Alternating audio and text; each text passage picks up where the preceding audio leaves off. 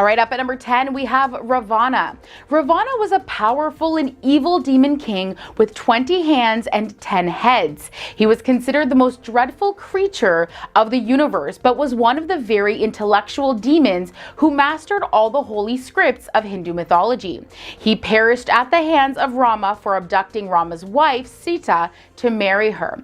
When Lord Rama terminated Ravana, he was known as one of the longest living demons. Up next, we have Mahishasur. Mahishasur was a demon king who inherited a buffalo's body with the upper body of a human. He was a devotee of Lord Brahma and eventually got a blessing from him that no man would ever be able to kill him and that only a woman could kill him. Mahishasur was extremely powerful, and his pride led to his downfall. Believing that he would be immortal and that no woman would be able to match his strength, he started a great war. However, the prophecy was fulfilled when Mahishasur perished at the hands of a woman, Madurga, who fought him to stop the war he had created. All right, up next we have Hiranyakshipu. Hiranyakshipu was the egoistic demon king. He wanted his people to praise him as a god and considered himself to be the center of the world. He believed he was the creator of the universe with uncontrollable supreme power. While his entire kingdom worshipped him, his own son Prahlad refused to worship him as the Lord and instead was devoted to Lord Vishnu. Out of jealousy, Hiranyakshipu attempted many times to end the life of his son, but was unsuccessful. Seeing this, Lord Narsimha, or a form of Lord Vishnu, tore apart the demon Hiranyakshipu and destroyed him. Moving on to the story of Mahabali. Now, not every demon in Hindu mythology was completely evil. Mahabali is an example of one of the more generous demon kings. Everyone in his kingdom was happy under his rule, and he was completely devoted to the Lord. Once a Vamana came to his kingdom and asked the demon king to give him a piece of land just big enough to be covered by his footsteps. Now, secretly, it was Lord Vishnu disguised as Vamana. Generous as he was, Mahabali promised to fulfill the wish of Vamana. And upon hearing this promise, Vamana grew so big that one of his footsteps covered the entire world, and Mahabali came to know that Vamana was really Lord Vishnu. To seek blessings from the Lord, Mahabali asked Vamana to put the next footprint on his forehead. But of course, as a result of receiving the Lord's giant footstep on his forehead, Mahabali perished. Up at number 6, we have the story of Raktabija.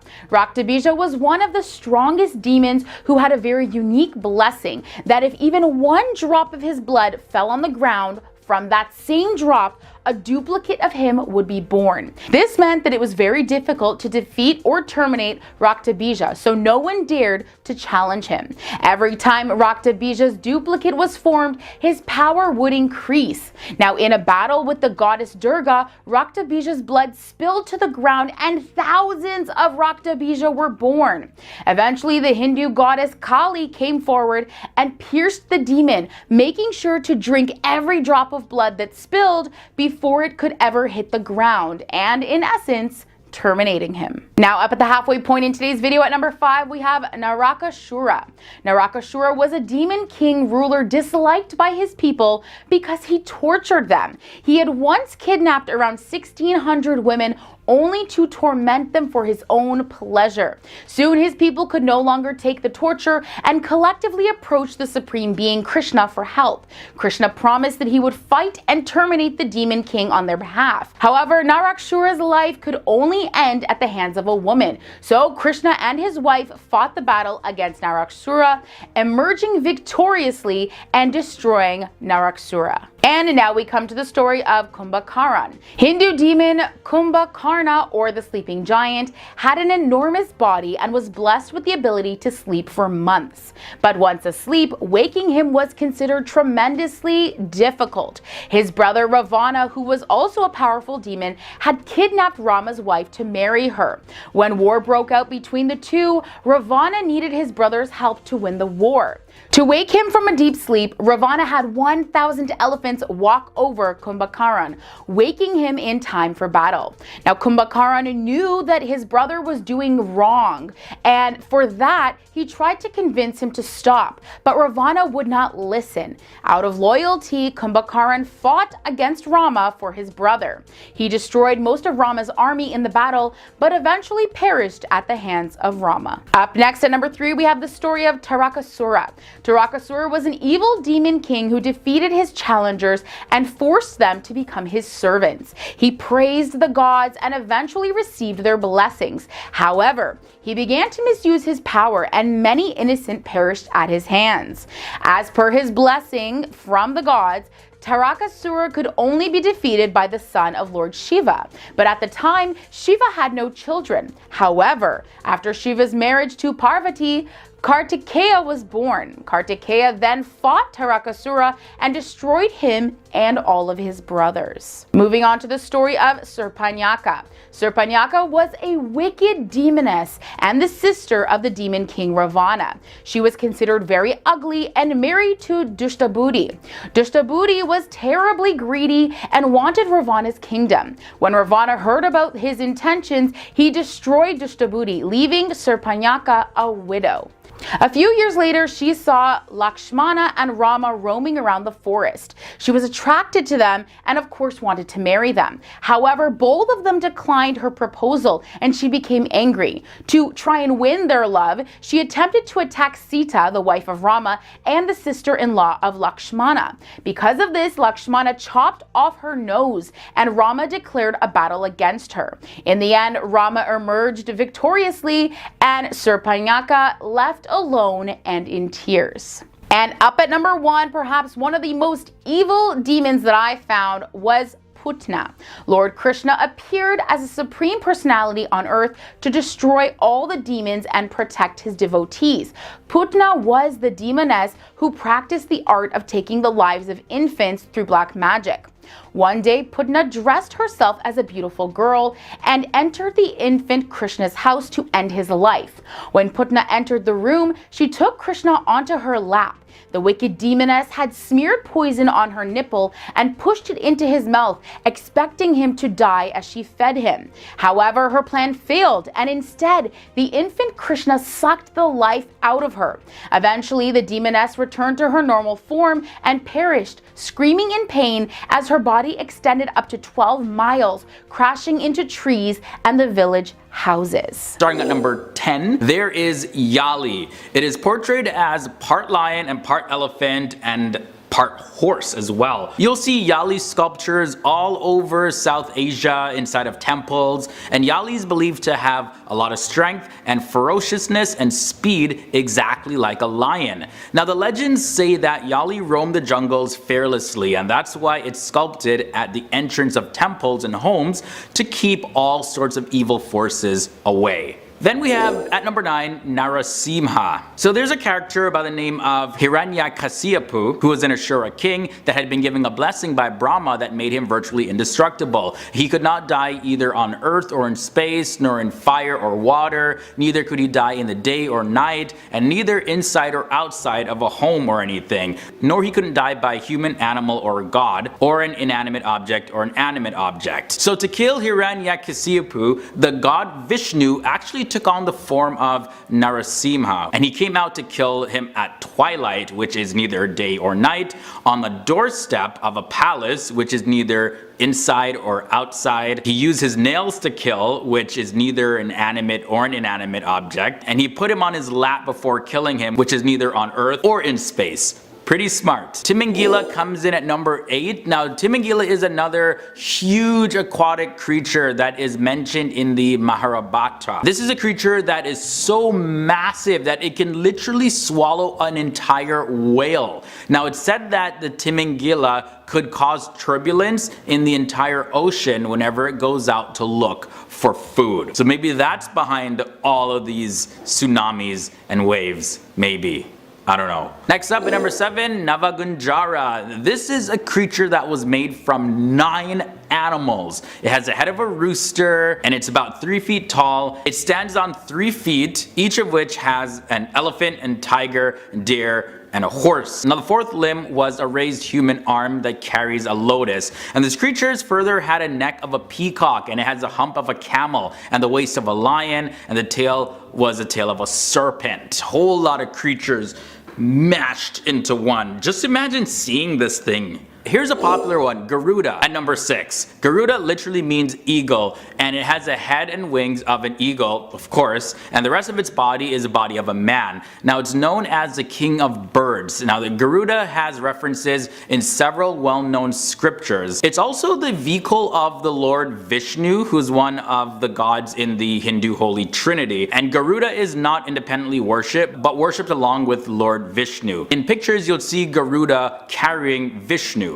on its back. Kamadhenu comes in at number 5. Kamadhenu is a cow and is described in Hindu mythology as the mother of all cows. She's miraculous and she provides whatever is desired by her owner. Kamadhenu is often portrayed as the mother of cattle, and she's generally depicted as having a white color with several different deities within her body. And it's believed that all cows on earth are looked up to as the embodiment of the Kamadhenu in Hinduism. Ahi comes in at number 4. Ahi is also known as Vitra, and he's a huge dragon in Hindu mythology. Now this dragon brings misfortune everywhere it goes. According to the story, once Ahi drank all of the water on the earth and curled itself up to sleep around a mountain. Now the ancient god Trita, which was later replaced by Indra, killed this demon creature while it was sleeping using a thunderbolt. So water was then released and fertility and life was restored on the planet. Airavat comes in at number 3. Now how the story goes is like this. Airavat was born when Brahma sang 7 sacred hymns over 2 halves of the egg shell from which Garuda hatched out of. Now he also is a reason behind the myth that elephant can bring clouds. When Indra defeated Vitasur, who was a demon of drought, Airavata reached down to the watery underworld with his trunk and sprayed the water into the clouds. And then Indra caused the water in the clouds to rain down on the land, and then the drought came to an end. Sheshnag comes in at number 2. Now he's represented as a snake with 1,000 heads, and according to the legend, Sheshnag had 1,000 brothers who always caused some kind of trouble. So he got tired of them and he finally left home and went to the Himalayas, and he started meditating and observing penances for his brother's evil actions. Impressed by this, Lord Brahma offered him a blessing, but Sheshnag only asked to be a servant of spirituality. So Brahma asked Sheshnag to actually coil around the entire earth and hold it very steady. And it's said that when Sheshnag coils forward, creation happens, and when it coils backwards, then the universe actually ceases to exist. And then finally, here at number 1, we have Shiva's snake. The snake around Shiva's neck has so many legends regarding it, but one of the most popular ones is that when the cosmic oceans were actually being churned, the poison produced by it was also consumed by some snakes along with Shiva himself. Now, impressed by this, Shiva decided to accept Vasuki, who was the king of snakes, around his neck. And it also said that the snake helps to keep the poison in Shiva's throat and not let it slide down into his body. It's also believed that the 3 coils of the snake around Shiva's neck represent the past, the present, and the future. And the direction of its hood is towards the right, and actually signifies that Shiva's perpetual law of reason and justice is a persevering force in the universe to keep its natural order. Kicking off this episode at number 10, we have Indra. So Indra was the most important god in the Vedic religion and later became a major figure in Hinduism and in Buddhism. Indra is often seen wielding thunderbolts and looks pretty fierce, but he's generally kind, giving peace and prosperity, as well as delivering rainstorms to benefit the earth. He can also be called upon in times of war to give support. Next up at number 9, we have Hanuman. So Hanuman is the Hindu monkey god, and he's one of the most celebrated and worshipped figures in Indian religion. Now, there's many stories that are told of Hanuman's childhood as the son of Shiva and a monkey. Hanuman is often described as being very spirited, restless, energetic, and pretty mischievous. However, as an adult, that's when the monkey god Hanuman really comes into his own. At number 8 now we have Harihara. So Harihara in Hinduism is the deity combining the two major gods Vishnu and Shiva, where Hari represents Vishnu and Hara represents Shiva. And Harihara is also called Shambhu Vishnu as well as Shankara Narayana, using the variants of the names of the two Hindu gods. Harihara first appeared in the classical period. Now when you take a look at images depicting Harihara, you'll notice that on the right half it depicts as Shiva, and on the left is depicted as Vishnu. Alright, so number 7 we have Kartikeya. Now Lord Kartikeya is also called by several other names like Subramanya as well as Murugan and many other names. Well, this god is deemed as the son of Lord Shiva and Mother Parvati. Kartikeya is the younger brother of Lord Ganesha. Now Kartikeya is the Hindu god of war and is predominantly worshipped in South India, Sri Lanka, as well as Malaysia and Singapore. The next Hindu god we're taking a look at number 6 is Lord Krishna, one of the most widely revered as well as most popular of all the Indian gods, is worshipped as the 8th incarnation or avatar of the Hindu god Vishnu, and is also worshipped as a supreme god in his own right. Krishna became the focus of numerous groups which have over the centuries produced a lot of religious poetry as well as music and paintings, you name it. Now he's a god of compassion and love in Hinduism, so a lot of people can relate to that. Next up we have Rama at number 5, halfway in. Rama or Ramachandra is the 7th avatar of the Hindu god Vishnu, and he's most notably known for slaying the demon king Ravana. Lord Rama is considered by many Hindus to be based on a historical figure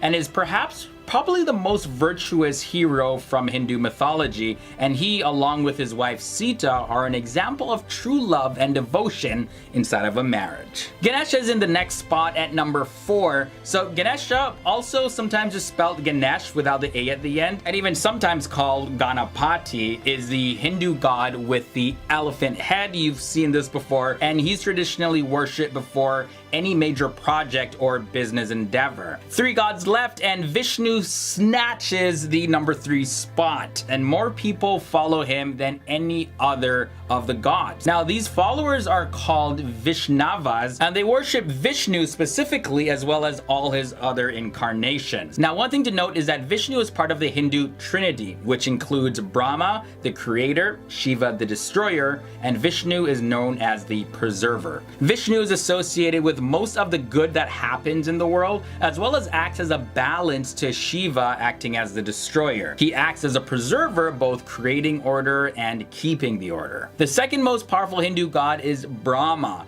Now Brahma is the Hindu creator god. Brahma, due to his elevated status, is not seen as much in artwork and myths where gods take on human form and characteristics, but is rather generally portrayed as an abstract or metaphysical idea of what they think a god would look like if it didn't take on a human looking form. In later Hindu epics, Brahma is no longer worshipped at all, and his myths are assigned to other gods, yet he always maintains his status as the creator god. Now, who is the most powerful Hindu god? You probably guessed it right now, it's Lord Shiva. Shiva, as I mentioned, is the destroyer. Lord Shiva is perhaps also the most complex of the Hindu deities. Now, when you see Shiva in temples, you can usually find him represented as a phallic symbol of the linga, which represents the energies that are necessary for life, not just in this world, but also life on a whole in the entire universe. Images of Shiva also shows his hair piled on top of his head with a crescent in it, and a serpent around his neck, which represents Kundalini, or the spiritual energy within life. He's also famously portrayed holding a trident in his left hand. Starting at number 10, we have Radha. Now Radha in Hinduism became a loved one of the god Krishna during the period of time when he lived among the Gopas or cowherds of Vrindavan. Radha was the wife of another Gopa but was the most loved of Krishna's partners. In Vaishnavism, the female Radha is sometimes interpreted as symbolizing the human soul, and the male Krishna symbolizes God. Next up at number 9 we have Kamadhenu. So Kamadhenu is also called Sarabi and is the mother of all cows according to ancient Hindu scriptures. She is the cow of plenty who grants wishes and desires, fulfilling all that the human heart could even imagine. Cows are considered holy in India. Many of you know this. Why? Well, because they are the earthly embodiment of Kamadhenu. At number 8 we have Tulsi. So Tulsi or Tulasi, known as holy basil, is also known as Vrinda, and it's a sacred plant in Hinduism. Hindus consider it as an earthly manifestation of the goddess Tulsi or Vrinda, and many Hindus have Tulsi plants growing in front of their house or near their house, and this plant has many health benefits as well. Tulsi is especially sacred in the worship of Vishnu, and any disrespect towards Tulsi may result in you feeling the wrath of Vishnu come upon you. So at number 7 we have the Hindu goddess Ganga.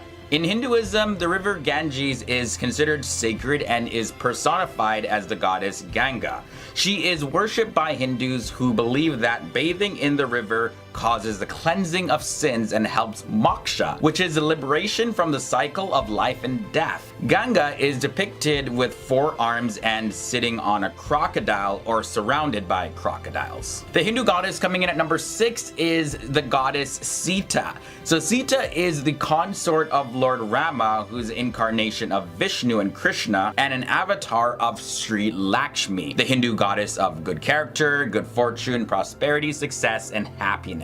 She is regarded as the epitome of who a spouse should be and feminine virtues for all women. Sita is described as the daughter of the earth goddess Bhumi, and Sita is known for her dedication, self-sacrifice, courage, as well as her purity. We're halfway through this episode and the goddess Kali is up next. Kali is the Hindu goddess of death, time, and the end of the world, and is often associated with sexuality and violence, but is also considered a very strong mother figure and very symbolic of motherly love. Now, one thing about Kali is that she also embodies Shakti, which is feminine energy, creativity, and fertility, and is an incarnation of Parvati, which is the wife of the great Hindu god Shiva. Now, Kali is most often represented with a necklace of heads, a skirt of arms with a knife dripping with blood. Saraswati comes in at number 4. She is a Hindu goddess of learning, wisdom, music, and beauty. She's also known most commonly as Bharati, meaning eloquence, Shatarupa, meaning existence, and Vidimata, which means the mother of the Vedas. She's also a big supporter of the arts and science and the wife of Brahma. Saraswati is also worshipped as the goddess of learning in Jainism and by some Buddhist groups as well. Only 3 more goddesses to go, and at number 3 we have Lakshmi. Lakshmi is a goddess that symbolizes good luck, and the word Lakshmi comes from the Sanskrit word Laksya, meaning aim or goal, and in the Hindu faith she is the goddess of wealth as well as prosperity, not just material but also spiritual as well. For most Hindus, Lakshmi is the household goddess and a favorite for women. Lakshmi is said to be the daughter of the goddess Durga and the wife of Vishnu. Parvati is at number 2. So Parvati is the daughter of the king of the Parvatas, Himavan, and the consort of Lord Shiva. She's also called Shakti, the mother of the universe. Each of her aspects are expressed as a different name, giving her over 100 names. When depicted with Lord Shiva, she generally appears with 2 arms, but when depicted alone, she's sometimes seen with 4 arms. Now, in her hand, you can see her holding things like a trident, a mirror, a rosary, a bell, a dish, goad, sugarcane stalk, or flowers. Now, the number 1 most powerful Hindu goddess is the Hindu goddess Durga. In Hinduism, the goddess Durga, also known as Shakti or Devi, is the protective mother of the universe. Being the depiction of the goddess of the universe, there's a whole lot of power that comes with that. And she's the protector of all that is good and harmonious in the world. She's depicted as multi multi-limbed and often sitting on a lion or tiger, Durga really battles the forces of evil in the world, making her the most powerful Hindu goddess.